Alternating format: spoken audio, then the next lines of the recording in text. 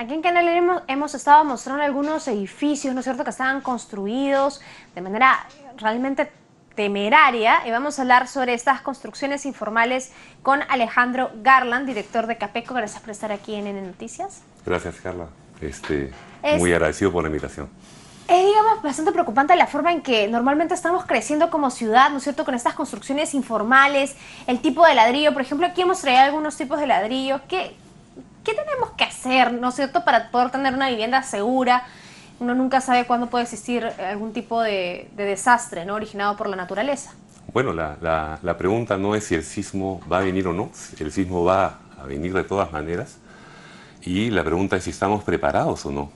Yo creo que no estamos preparados porque 7 de cada 10 construcciones que se hacen en Lima y en general en el Perú son hechas en base a la autoconstrucción, ¿no? Probablemente debido porque no hay una oferta debida para ese sector, que es el sector D y E, que prefiere la autoconstrucción por solucionar una necesidad de vivienda, ¿no? Claro. Definitivamente.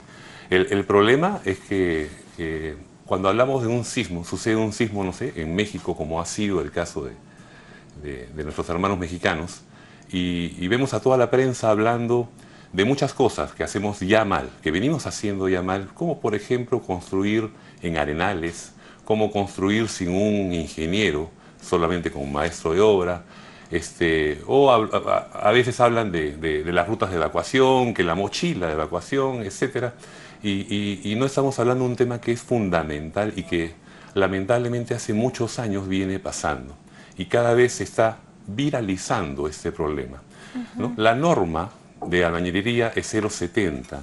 Nos indica, nos habla de un ladrillo sólido o macizo. Ya. Este ladrillo sólido o macizo debe tener como máximo 30% de vacíos, ¿no? Yo, por ejemplo, si meto mi dedo acá, vamos a poder ver que mi dedo entra con las justas, porque son huecos muy pequeños.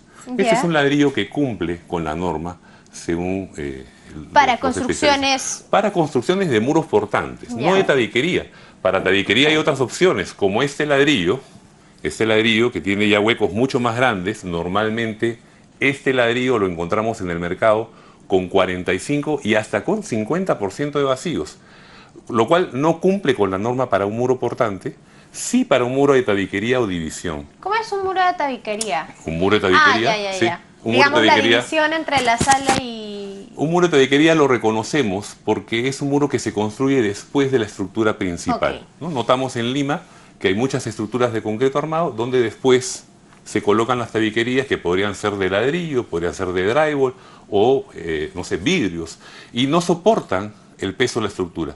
Sin embargo, en nuestras zonas periféricas de Lima y en provincias, lo que se hace es primero construir los muros y luego se apoyan las losas, ¿sí?, en estos muros. Entonces, si yo voy a cargar una losa de concreto, tengo que poner los mejores ladrillos, ¿sí? ¿Y el mejor ladrillo cuál es? El primero. El mejor ladrillo es este de acá, que es Ajá. el que tiene 30% de vacíos y que cumple con la norma, porque si no tenemos fallas frágiles durante un sismo, ¿sí? Y este ladrillo de acá, que tiene hasta 50% de vacíos, no cumple con la norma, solamente para muros de tabiquería. Y ese es el que yo veo que usan en verdad para las construcciones. Lo más lamentable, estos ladrillos tienen 13 centímetros de espesor.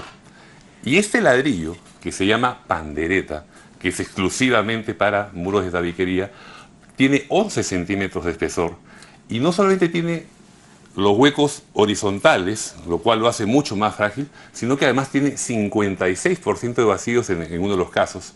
Así que es un ladrillo con el cual pues estamos construyendo no casas, sino casas bomba, ¿sí? Casas tumba. Va a explotar esto, y lo más preocupante, Carla, es que va a explotar en la cara de los más pobres de este país, porque son los sectores D y E los que utilizan la autoconstrucción para acceder a una vivienda y están usando este ladrillo. ¿Por qué es más barato? Mira, las razones son varias. A ver. Por desconocimiento, ¿sí? Porque es más barato, efectivamente. El maestro, seguramente por optimizar su rentabilidad, utiliza este ladrillo. Y cuando tenemos una situación estática como la que estamos ahorita, sin un sismo, todo parece estar bien. Pero imagínate que yo tengo un tablero de concreto y yo quiero cargarlo. Yo no voy a agarrar pues niños para cargar esto, ¿no? ni mucho menos niños raquíticos. Yo agarro a los mejores hombres, a los más fuertes, a los más fornidos. Porque imagínate que está la mesa cargada con niños y ya hasta más no poder lo estamos cargando y viene el sismo, que es como si viniera una persona y te empuja. Claro. Entonces todo se va a ir abajo. Y eso es lo que va a pasar, lamentablemente, y esto lo venimos advirtiendo a través de CAPEC o de Colegio de Ingenieros hace muchos años, y se sigue usando este ladrillo, y lamentablemente las empresas ladrilleras del sector, de una forma generalizada, no están poniendo la seriedad y el profesionalismo que merece esta problemática, y que debemos de cambiar esta situación. Es normal encontrar que en una ferretería en Villa El Salvador, en San Juan del Lurigancho, en Comas, en Los Olivos, solamente encuentres estos dos tipos de ladrillo que no cumplen con la norma, ¿sí? Y este ladrillo no lo encuentras ni por casualidad. En esos lugares. Sí, entonces en estos lugares, ni en un depósito, ni en una ferretería, ni en un retail, no lo encuentras en ninguna parte. Las ladrilleras solo te lo venden siempre y cuando sea pedido. Y lo peor de todo, digamos que yo soy un maestro de obra y quiero llegar a colocar este ladrillo. Ajá. Voy a mi ferretería, no lo encuentro. Voy a la fábrica de ladrillos, me van a decir, bueno, te voy a demorar 1 o 2 meses. Pero además me van a querer cobrar 80 o 100% más. O sea, es un precio pues, que termina siendo inaccesible para la gente. Entonces el maestro saca sus cuentas y dice, no, bueno, mejor sigo construyendo con lo que siempre he estado construyendo y además elijo el más barato, ¿no? El ladrillo raquítico, que lamentablemente nos va a llevar pues, a una situación de caos social cuando se dé el sismo en Lima, ¿no? Muchas personas ahorita deben estarse preguntando, ¿y con qué habrán construido mi casa? ¿No es cierto? Porque a veces uno le da toda la potestad al maestro de obra y le dice, ya, construye usted, y ellos ven cómo construyen la ampliación de tu casa, por ejemplo. Ciertamente, ¿no? Muchas veces autoconstruimos un primer piso con el maestro. A veces usan este ladrillo en el primer piso pensando que efectivamente el primer piso es el más exigido. Y luego en los siguientes usan el pandereta, ¿no? Entonces... Pero ¿se puede hacer algo para reforzar estas paredes? Porque uno nunca sabe cómo han construido su casa. Seguro que sí. El ingeniero Carlos Zavala, director de SISMIT, de la UNI, ha hecho unos estudios, por ejemplo, en donde pueden reforzarse estos muros con mallas electrosoldadas y tarrajeo por ambas caras. Esta es una solución muy interesante que tiene que empezar a hacerse porque el sismo nos puede agarrar mañana en 5 años, mientras que esto pasa tenemos que ir reforzando las viviendas y cambiando el ladrillo y cambiando nuestros modos constructivos también, por supuesto, porque no solamente se trata del ladrillo, sino de todas las demás cosas que todavía seguimos haciendo mal en la autoconstrucción.